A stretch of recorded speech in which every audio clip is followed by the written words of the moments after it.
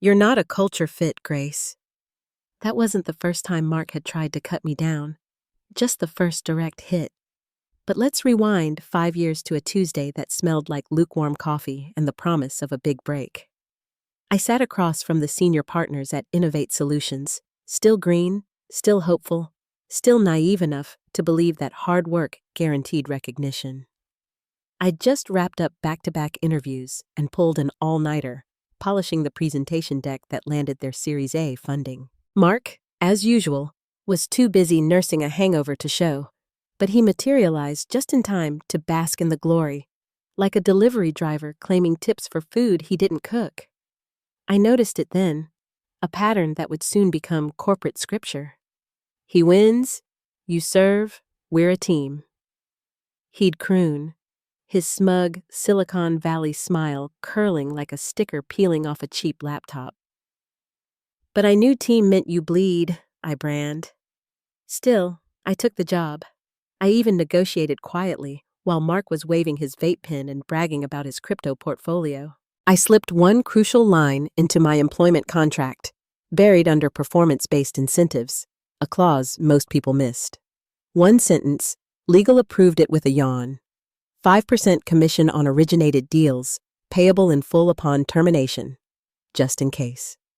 Flash forward through 5 years of project launches that bled into weekends, of Slack pings at 3:00 a.m. about urgent client revisions, of watching Mark roll into meetings with energy drink breath, spouting my ideas as his own. I said nothing when he used my wireframes in a keynote and called them proof-of-concept skunkworks. I said nothing when my designs won industry awards under his name. I didn't even flinch when he told the board, my team delivers because I pushed them past their comfort zone. But I remembered. I kept a cloud folder titled Leverage, filled with copies of proposals, drafts, client names, one tiny clause circled in red. I updated it like clockwork every quarter. By year 5, burnout was no longer a feeling. It was wallpaper. People quit, or got put on performance improvement plans, or quietly disappeared. I stayed, not because I loved the job, but because I knew how it ended. Then came the lead. It arrived on a Wednesday, slipped into my inbox like a used napkin. Subject, FWD, cold intro from unknown. Mark's note above it was short. Knock yourself out, superstar. Translation, go waste your time. I clicked the thread. It was messy. An assistant had reached out about advanced AI-driven analytics, which Mark had already labeled a death spiral vertical in the weekly stand-up. Most of the team had brushed it off, a graveyard of buzzwords and half-baked interest. But I didn't. I set up a call, then another, then a coffee. I took notes in my tiny leather notebook and saved every slide in a private folder. They weren't just another vendor. They were huge, like government contract level huge. They had capital, they had use cases, and most importantly, they had nobody else courting them yet. I never told Mark. Instead, I leaned into the chaos he gave me. He dumped 3 failing project rollouts on my desk the same week, an intentional smokescreen. You're great at cleaning up disasters, he said, laughing with his mouth half full of protein bar. I smiled, happy to help. My nights turned into caffeine-powered marathons, patching other people's code. My days became diplomacy. I nurtured that lead. I talked to operations, then procurement, then strategy. I offered mock-ups, feedback, patience, and always documentation. Every invite showed me as the originator. Every non-disclosure agreement bore my name. I didn't brag. I didn't loop in stakeholders. I just built, like a ghost laying bricks no one could see yet. At one point, David, a colleague, poked his head into my cube just long enough to sigh and ask, "What's the holdup on that launch delay?" Then he saw my screen. "What's Nexus Technologies?" he asked, chewing loudly. "Just a dead lead," I replied without looking up. He grunted and walked away. I minimized the contract draft on my monitor, sipped my lukewarm coffee, and opened a fresh email tab. Subject line, Proposal V3, Final Pricing Review. Attachment, A 37-page slide deck, timeline, feature scope, budget, with my initials in the footer of every page. The corporate machine never stopped, but I had learned its rhythm, and it was almost time to jam a wrench in the gears. The client's name was Nexus Technologies, but I came to think of them as the quiet giant. Their offices were tucked into a brutalist slab of concrete and badge access steel out in Arlington, Virginia. Department of Defense proximity, military-grade HVAC, and a front desk receptionist who could probably disassemble a Glock in 30 seconds flat. They didn't post job openings. They didn't do flashy press. Heck, they didn't even have a real LinkedIn page, just a blue and gray placeholder and a logo that looked like a weather app icon. But the deeper I went, the clearer it became. They weren't nobodies. They were the kind of client that could move an entire quarter's revenue needle just by whispering yes. I met their procurement lead, Aaron, over coffee. Black, no cream, no chit-chat. He asked sharp, surgical questions. I answered every one. I didn't oversell, didn't posture. I brought diagrams, timelines, even failure contingencies. I didn't say synergy once. At the end of the meeting, Aaron said, "We're used to salespeople. You're not that." "I'm not," I agreed. "I'm a builder." He nodded slowly. "Keep building." From that point on, I never missed a beat. Every interaction was logged, not in some half-baked CRM where Mark could snoop and try to insert himself. I built my own archive, time-stamped emails, PDFs of agendas, Zoom transcriptions with my name as the host. I used a burner Trello board to track follow-ups. Every document I sent had metadata with my initials in the author field. Aaron asked for a white paper. I sent one I'd ghostwritten under a VP's name last quarter, with the byline quietly revised to mine. Back at the office, Mark was neck-deep in a culture realignment campaign, which meant new posters in the break room, extreme ownership in impact font, and a Slack channel for radical feedback, which quickly devolved into people passively aggressively requesting chairs that didn't squeak. I didn't engage. I kept my head down, working in the space between things. No one asked where I was going when I left early on Thursdays. No one noticed when I blocked out hours as training and instead took calls with Aaron and his team about API security frameworks. I spoke their language. I didn't pitch, I advised. I became useful. And the more useful I became, the more Nexus let me in. First it was product engineers, then budget owners, eventually a director with signing authority. Every time they invited me into a new meeting, I marked the date, the time, the attendees. I had a spreadsheet color-coded by department and influence. Green meant allies, yellow meant observers, red meant legal. By month 3, they were talking deployment roadmaps. Back at the firm, Mark handed me a Jira board filled with stretch objectives. When I pushed back gently, diplomatically, he clapped a hand on my shoulder and said, "Come on, superstar, slow down now." I smiled. Wouldn't dream of it. Later that day, I updated my leverage folder. I added a new subdirectory, Nexus Technologies, Phase 2. Inside it, a memo of understanding with my name as sender, a summary of system requirements, and an NDA signed on company letterhead. I never forwarded it to sales ops, never logged it in CRM, never told Mark. If anyone had looked closely, they'd have seen my calendar had entire blocks titled Legacy Systems Audit. They'd have noticed the pattern of flights and calls and follow-ups that looked like something big. But no one looked. Mark had convinced himself I was a mule, reliable, unthreatening, invisible. I let him think that, because invisibility had its perks. It let me build without interruption, without politics, without credit. I was a ghost laying bricks in a wall no one saw coming. Behind that wall, $24 million and counting. The death march began with a smile. "All right, team," Mark said, pacing in front of the glass wall like a deranged TED Talk reject. "We're going to hit beta by March 1st. No exceptions, No excuses. It was January 9th. Every engineer in the room stared at him like he just asked them to build a rocket ship out of paperclips and unpaid overtime. The project, a clunky, semi-integrated customer feedback dashboard Mark had promised to investors as industry disrupting, was still missing core features. Half the UX hadn't even been approved.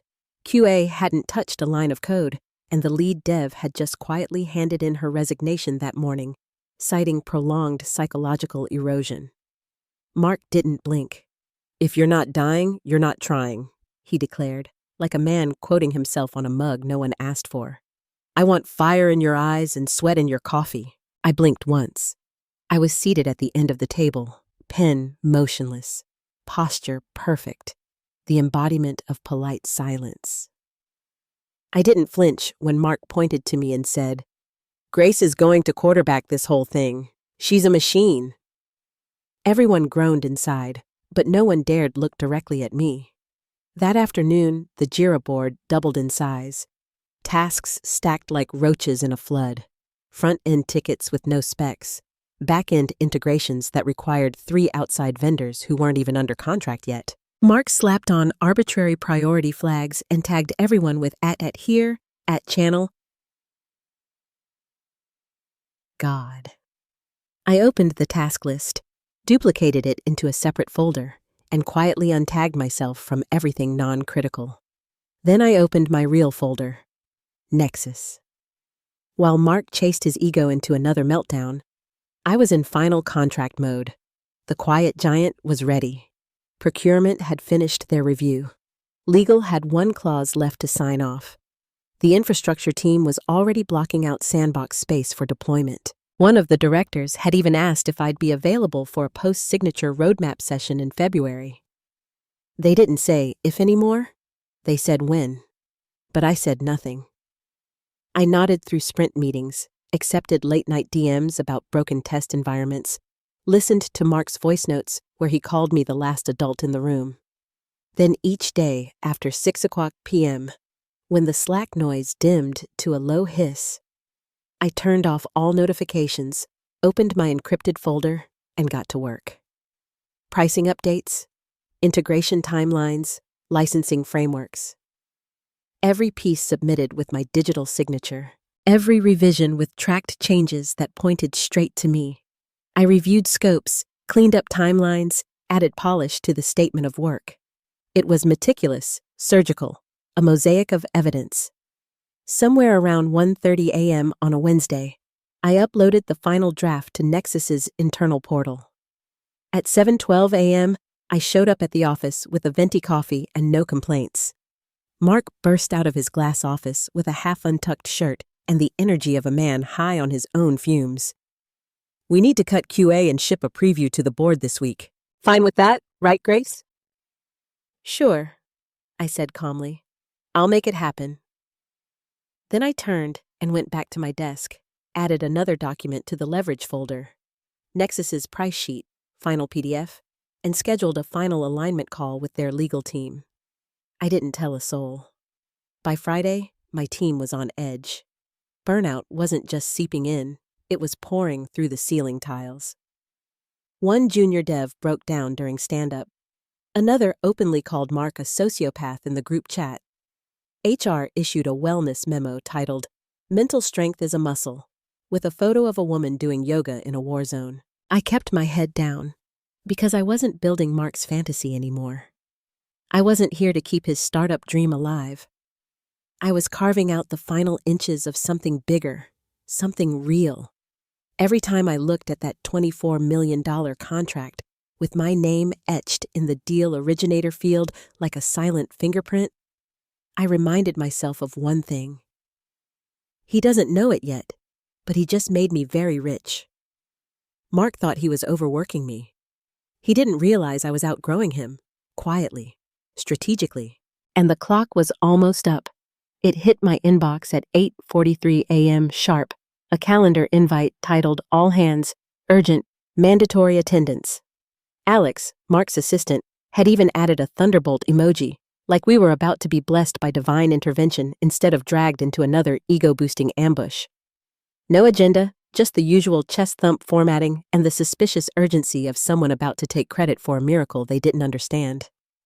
By 9 a.m., the entire team was packed into the fourth-floor conference room, half of them still blinking sleep from their eyes, the other half quietly weeping into $3 bagels.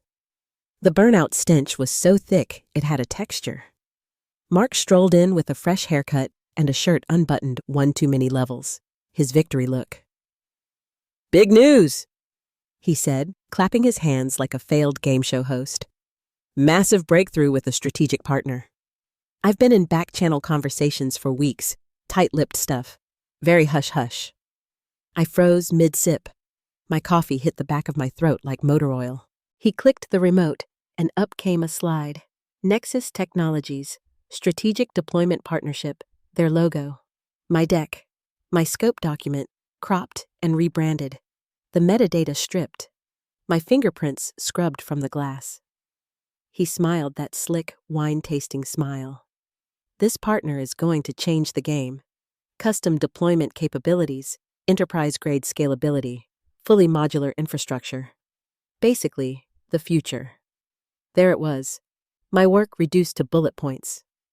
Mark didn't flinch, didn't even glance my way. The whole room clapped like they just watched a dog play piano. I sat perfectly still, one hand resting on my notebook like it might detonate in my head. A single phrase repeated on loop. "You stupid bastard. You really think you can eat the fruit and bury the tree?"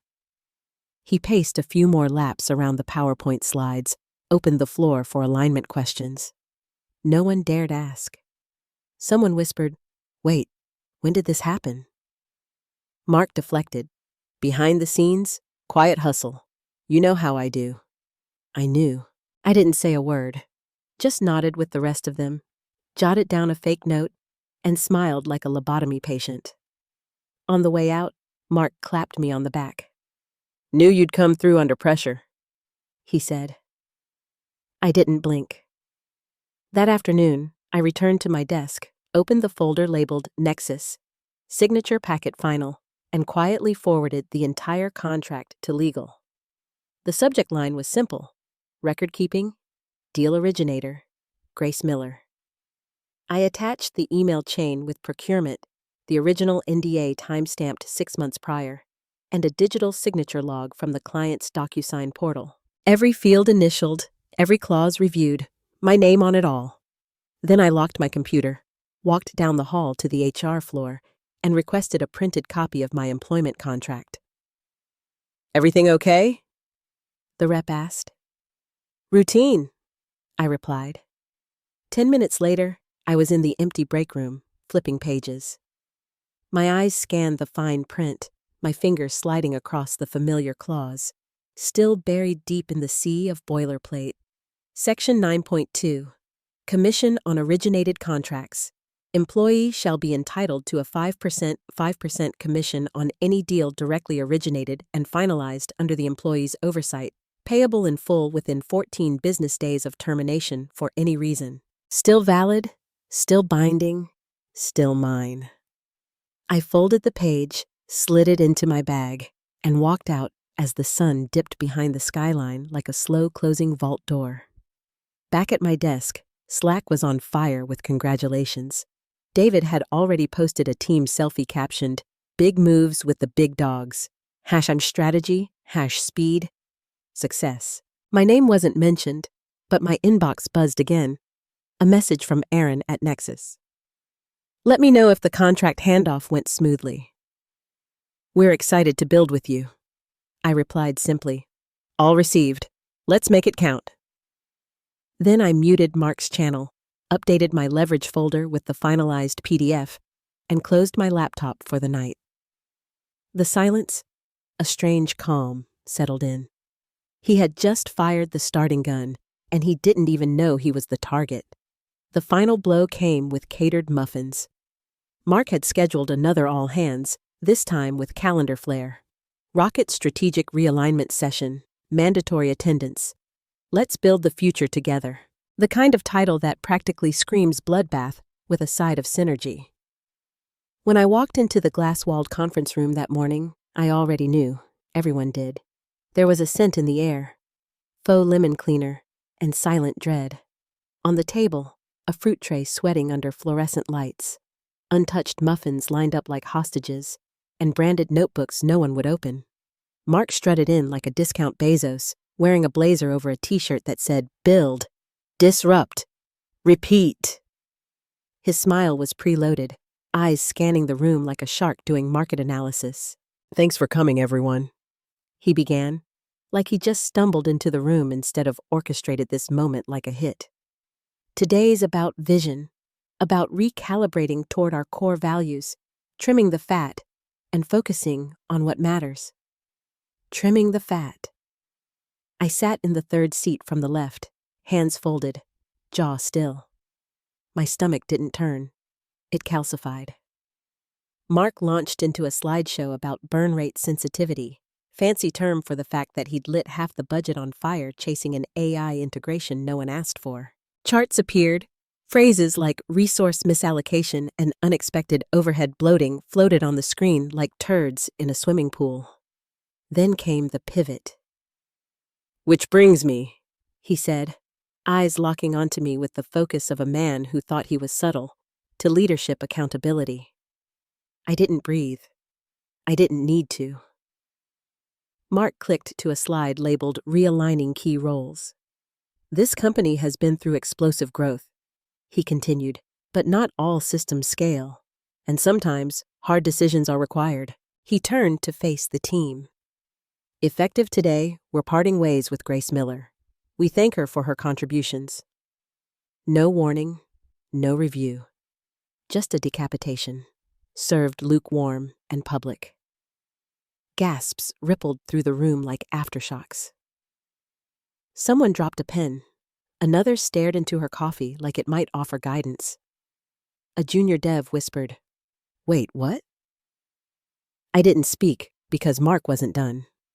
"Frankly, some of the oversights in last quarter's budget came from mismanagement within product ops," he said, glancing my way. "We can't afford to carry legacy inefficiencies."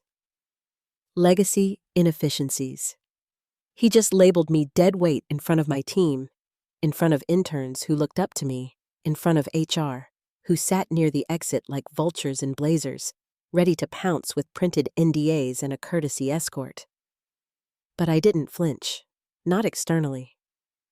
Inside, though, something shifted. Rage. Not loud, not dramatic. No, this was molten, controlled, beautiful in its containment. I stood. My chair made a clean, soft scrape across the floor. I didn't glare at Mark, didn't scold. I looked at the team, real people with sunken eyes and calloused hope, and nodded once. Then I walked out, ignoring the HR rep trying to hand me a white envelope like a consolation prize. Mark chuckled behind me as I exited. "You're not aligned with our future," he said. Nervous clapping followed. That awkward middle school play kind of applause, a mix of fear, confusion, and self-preservation. Mark beamed like a man who thought he'd won. What he didn't know, what not a soul in that glass tomb understood, was that I had already won. I didn't head for the elevators. I went to my desk, packed slowly, methodically. My plants, my notebooks, that tiny thumb drive containing every document tied to the Nexus deal. The deal Mark just tried to wrap around himself like a superhero cape. Before I left, I opened my laptop one last time, composed a single email to legal with one sentence and an attachment. Subject: Clause 9.2, Commission upon termination. I hit send, shut the lid, and whispered, "Aligned now." Then I walked into the sun, untouched by their applause. The email went out at 3:11 p.m. sharp. Subject line: Clause 9.2, Commission upon termination. No emojis, no legal ease games, just the kind of sentence that sounds boring until it detonates. I didn't even draft it myself. I handed everything to my attorney, Sarah Jenkins, a partner at a firm so sharp it made compliance officers flinch. Sarah had read the contract line twice, laughed once, then said, "Oh, honey." He stepped on a landmine with steel-toed boots. By the time I stepped into the parking garage, duffel bag in one hand, key fob in the other, Sarah had already hit send. Inside that email was everything. A PDF copy of the fully executed Nexus contract, complete with DocuSign audit trail. A spreadsheet of my logged communications, 36 emails, 14 scheduled calls, 5 white papers, all authored or initiated by Grace Miller. Screenshots of Slack threads, time-stamped calendar invites with my name as organizer. Even a voice memo I'd saved from the procurement lead casually saying, "Just loop Grace in. She's been our main point." At the bottom of the email, an invoice. Down $200,000. Due within 14 business days, per clause 9.2. There was no dramatic footnote, no demand for explanation. Just clean facts with the surgical precision of someone who knew the rules before the game began. By 3:34 p.m., legal had opened the message. By 3:36 p.m., Mark's phone buzzed on the conference table during his second victory meeting of the day. He ignored it. At 3:40 p.m., it buzzed again, and again, and again. Meanwhile, back in the main Slack workspace, things started shifting. First, it was just a question in random. "Hey, was Grace working on Nexus or not?" Then someone posted a screenshot, an old team planning doc with my initials next to the partner outreach column. 5 minutes later, an engineer dropped a time-stamped changelog showing my version control tags on the proposal deck. It snowballed. Whispers became theories. Theories turned into threads. People started combing their inboxes, pulling receipts, whispering in DMs. By 4:00 p.m., a PM in Product Ops sent a cryptic message to a colleague. "Check your email. You're going to want popcorn." By 4:12 p.m., Mark's calendar was suddenly booked wall-to-wall by legal HR and one ominously titled invite, "Urgent Compliance Review with a required attendee, General Counsel." Sarah CC'd me on every reply. I didn't open them. I was already halfway through a margarita at a rooftop bar 2 neighborhoods over, sun on my face, my phone on silent, a half smile on my lips as the city moved beneath me, oblivious to the slow-motion implosion I'd left behind. Back at HQ, Mark finally read the clause. His lips moved as he reread the line about 5% commission payable upon termination, like it might change if he squinted hard enough. Blood drained from his face like someone had just told him the IPO was canceled. He slammed the laptop shut, stood, then immediately sat back down, because he knew I'd played him, played the long game, and now the board was going to want answers. Slack kept pinging, but no one said my name out loud. They just called her, as in, "Did you hear what her lawyer sent? Did you know her name's on the contract metadata?" Wait, wasn't that her deck from Q3? By 5:00 p.m., HR stopped responding to messages. Legal locked down certain drives. Mark's assistant called out sick for the next 2 days. Someone printed the invoice and left it face up on the office printer. No one moved it. It just sat there. $1.2 million in plain sight. Every dollar earned by someone they thought they could fire quietly. They didn't realize the quiet ones don't go away. They detonate. By Monday morning, the air in the office felt different.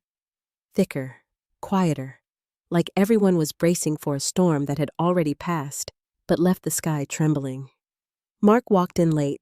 No coffee, no smile, just that pale, clenched jaw look of a man who's realized the quicksand is above the neck now. He stormed into legal like a CEO in a hostage crisis. "This is," he snapped, before even sitting down. "She didn't originate that deal." "I did. Been in conversations with Nexus for months." He hadn't. He barely knew how to spell Nexus 3 weeks ago. The legal director, Patricia Nguyen, calm, terrifying, caffeine-addicted, stared at him without blinking. She clicked her mouse twice, rotated the screen toward him, and said, "Let's walk through the documentation, Mark." First came the calendar invites, 36 of them, all hosted by me, all with external guests from Nexus. Mark's name appeared in exactly 0. Next, a screenshot of the initial NDA, "My name is Sender," time-stamped 6 months back. Then the signed statement of work, pricing breakdowns, internal notes, all saved under folders I had created and shared only with legal, not sales ops. Then came the email thread. Aaron from Nexus had written, "Thanks, Grace. As always, appreciate your responsiveness. You've made this process smooth, start to finish. Looking forward to final signature this week." And then the kill shot. A voice memo retrieved from a recorded Zoom call, Nexus's standard practice for compliance, where Aaron says, "Grace, when you first reached out, I didn't think we'd find alignment, but you proved me wrong. This deal wouldn't be happening without you." Mark stared at the screen like it had just insulted his lineage. She wasn't authorized to act as lead. He tried. There's no documentation that she was formally. Patricia cut him off with one raised finger. The commission clause doesn't require formal lead designation. It says, directly originated and finalized under the employee's oversight, which she has documented thoroughly. She manipulated this, Mark snapped. She documented this, Patricia corrected. Across the hallway, HR was imploding. Amanda, the VP of People Operations, was flipping through my personnel file like it might grow a new clause if she stared hard enough. "This was in her contract the whole time?" she muttered. "Yes," whispered a junior HR rep, half hiding behind their monitor. We signed off on it in year 1 during the retention adjustments. It wasn't flagged." "Why the hell wasn't this caught in offboarding?" Amanda barked. "Because no one reviewed the individual clause. We used the standard checklist." Standard checklist. That's what I had counted on. That they'd follow routine, not read fine print. That they'd fire me like any other disgruntled mid-level ops lead, without ever thinking I might have built my own parachute, stitch by invisible stitch. By 2 p.m., the Slack grapevine was acidic. Random had turned into a true crime podcast. Mark's trying to deny it now. Legal has receipts. Someone said, "She has a clause that forces payout if she's terminated." Bro, she samurai'd this company. Someone made a meme. Mark's head on a dumpster fire with the caption, "When you fire the rainmaker and get billed for the flood." The board had already seen the invoice. Finance was looped in. Mark's discretionary budget was frozen, pending internal investigation. The end-of-quarter bonuses were flagged for reallocation review. In meetings, Mark stopped talking, stopped pacing, stopped laughing, stopped making backhanded compliments no one asked for. He just sat there, stiff in his ergonomic chair, blinking slower than usual, sweat ghosting under his collar like shame in cotton form. Every time legal mentioned contractual exposure, his eye twitched. Every time someone said Nexus, he cleared his throat and said nothing.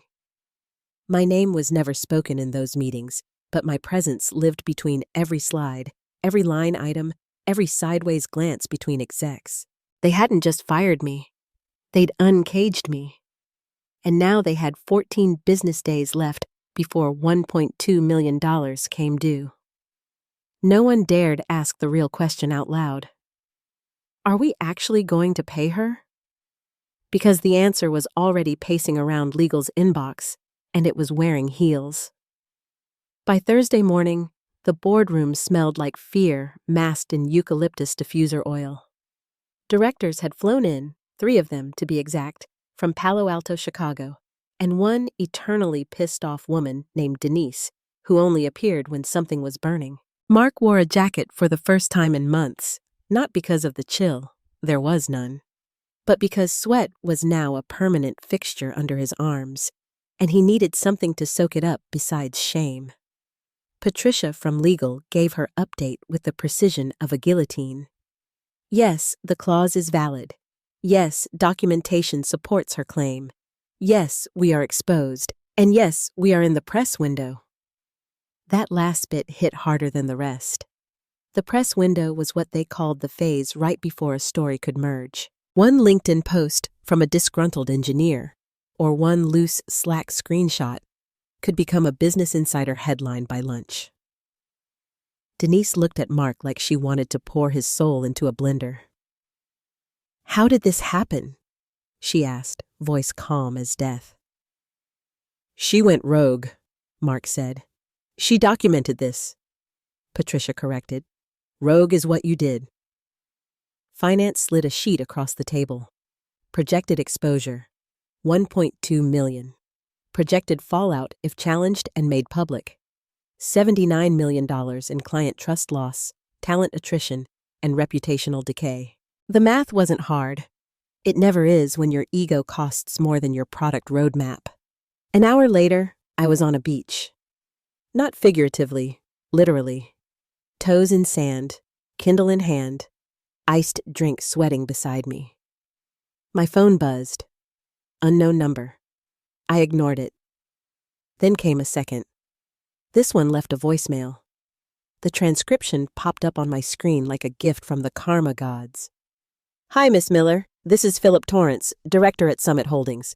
I'd like to discuss an amicable settlement regarding your termination. We'd prefer not to escalate this. Please call me at your earliest convenience." I sipped my drink, smirked, took my time. An hour later, I called back. "Philip, what a surprise," I said, as if I hadn't already Googled him and found the one photo where he looked like a bored Komodo dragon in a suit. "We understand there's been some confusion," Philip began gently, clearing his throat. "There's no confusion," I replied. "There's a contract. There's documentation. There's an unpaid invoice." He chuckled, awkward and forced. "Yes. Well, we'd like to propose a fast-track settlement. No delays, full payout, clean separation. Our only ask is standard, a mutual NDA for both parties." I paused, looked out at the ocean, watched a seagull steal someone's sandwich with zero guilt. "Let me stop you there," I said. "You want to pay me? Fine, but there's no NDA." Philip coughed. "That's not how we typically—" "I don't care how you typically do it," I said, my voice like ice melting, slow. "I want the check, not a gag order.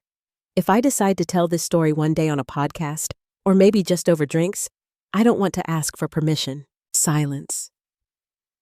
Then reluctantly, Philip asked, "What would make that clause worth removing?" I smiled. "A clean wire transfer. Full amount. 14 days becomes 4. You add a no NDA rider, and I sign by morning." I could hear him typing, probably mouthing the words, "Is she bluffing?" into the void. But there was nothing to bluff. I had the receipts, the leverage, the audience if I wanted it. By sundown, Sarah sent over the revised agreement. One line stood out in bold. "This agreement does not include a non-disclosure clause or limitation on public discussion by the payee." I signed with a stylus, initialed every page, attached a post-it for flavor. "Thanks for the bonus." Back in the boardroom, David sat with his arms folded as Patricia slid the executed contract across the table. Denise didn't speak, just stared. "End of your comp, Mark?" David asked. "Weekly frozen," Patricia replied, "pending internal review." Mark nodded, hollow-eyed. Later that night, someone posted anonymously on Blind, "Director here. Just watched a terminated employee out-lawyer our entire C-suite. If you're reading this, Grace, you're a legend." She was, and she still hadn't said a word yet. At 9:02 a.m., the bank notification slid onto my lock screen like the final chord of a symphony I'd been quietly composing for 5 years. Deposit, $200,000 USD. Wire credit, Summit Holdings, LLC. No confetti, no bells, just black text on a white background, as calm and unbothered as I felt. I didn't react, not outwardly. Just blinked once, let the silence settle. Same silence I'd worked in for half a decade while Mark played lead guitarist in a one-man band nobody asked to see. The deposit cleared. I opened my work-issued laptop one last time. Slack still chimed. Desperate and unaware. Build team. Sprint and Mark's latest motivational sewage. Executive thoughts. Pain is temporary, disruption is forever. I rolled my eyes, opened settings, deactivated. I didn't post a goodbye, no dramatic farewell. Just logged out, uninstalled, and shut the lid like burying a body I'd already mourned. Across town, in the Summit Tower, Mark's phone rang before his third coffee. He recognized the number. Finance. His stomach dropped before the call even connected. "Hey, Mark," came the too cheerful voice of Jennifer, the controller. "Just looping you in, we've reallocated the Q4 discretionary funds. Legal advised we prioritize settlement retention over executive incentives." Silence. "You're saying my Q4 budget is gone? Oh, and your travel account's frozen too. Compliance flagged your Cabo expenses as non-essential." His throat made a small clicking noise. "And the team's aware?" he asked. "Oh yeah," she said. "We had to shift around bonuses to cover the payout. Bit of a morale dip. You might want to do a culture check-in or something." Click. Mark stared at his screen, the one that used to beam with dashboards and control. Now it just blinked with unread DMs from pissed-off managers and a Google Doc someone anonymously titled Mark's Greatest Misses. He minimized the window and sat in the glow of his ruined little kingdom. Meanwhile, I was 5 blocks away, outside a cafe with real sunlight on my face and 0 unread notifications. I sipped my iced coffee slowly. Vietnamese condensed milk, extra ice. The taste of calm. My phone buzzed once. A message from Liam, a former dev I'd mentored. Someone who used to work weekends beside me, who once got reamed by Mark for not thinking big enough. The text said, "Just heard. You're a legend." I smiled, typed back, "Not a team player, just a closer." Then I put the phone down and let the sun do its thing. This story serves as a powerful reminder that in the professional world, your worth is not always defined by public recognition, but by your quiet competence and meticulous preparation. Grace's journey teaches us several valuable lessons. Always read and understand your contracts. The fine print can be your greatest ally. Grace's foresight in including the commission clause was her ultimate safeguard. Document everything. In a world where credit can be easily stolen, irrefutable evidence is your best defense. Every email, every meeting, every deliverable can become a piece of your insurance folder. Invest in yourself and your skills. Grace's dedication to her craft, even when unappreciated, made her indispensable to the client, ultimately leading to the massive deal. Patience and strategy pay off. While it's tempting to react immediately to unfairness, sometimes the most impactful response is a carefully planned long game. Grace endured 5 years of mistreatment, building her case, knowing her time would come. Self-worth transcends external validation. Despite being publicly dismissed, Grace knew her true value. Her calm departure and subsequent actions demonstrated an unwavering sense of self-respect that no amount of public humiliation could diminish. The positive message here is one of empowerment and self-advocacy. Don't let others dictate your narrative or undervalue your contributions. Cultivate your skills, protect your work, and understand your rights. Even in seemingly powerless situations, with careful planning and an unwavering belief in your own capabilities, you can turn the tables and achieve the recognition and rewards you truly deserve. Be like Grace, quiet, strategic, and ultimately victorious.